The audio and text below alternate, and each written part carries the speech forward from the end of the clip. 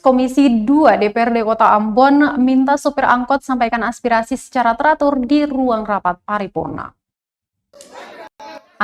Antisipasi aksi unjuk rasa berujung anarkis, Komisi 2 DPRD Kota Ambon meminta para sopir angkutan umum menyampaikan aspirasi mereka secara teratur di ruang rapat paripurna DPRD Kota Ambon.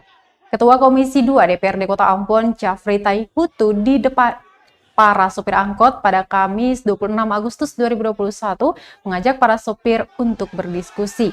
Pantauan tribunambon.com di lapangan. Para sopir angkot ini awalnya tidak ingin masuk ke dalam ruang rapat paripurna, namun setelah dimediasi akhirnya mereka mengiyakan permintaan Ketua Komisi 2 itu. Ruang rapat paripurna akhirnya dipenuhi oleh puluhan sopir angkot. Mereka pun menyampaikan aspirasinya secara teratur.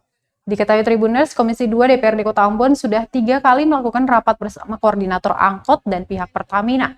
Namun, para sopir angkot nampaknya tidak puas dengan rapat yang sudah dilakukan berulang kali itu, sehingga mereka melakukan aksi unjuk rasa pada hari ini.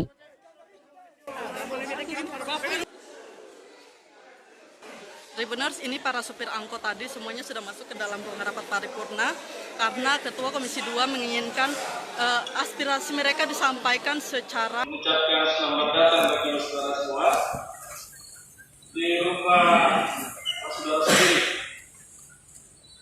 Karena itu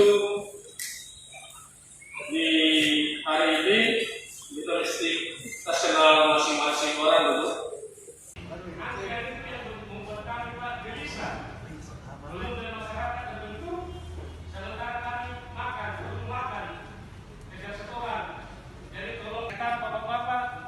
Kalaupun ada usianya lebih dari saya, kami supir-supir angkot ini adalah produk yang gagal untuk menjadi pejabat pemerintah. Tapi kami berjuang menghantar anak-anak bangsa. Terima kasih sudah nonton.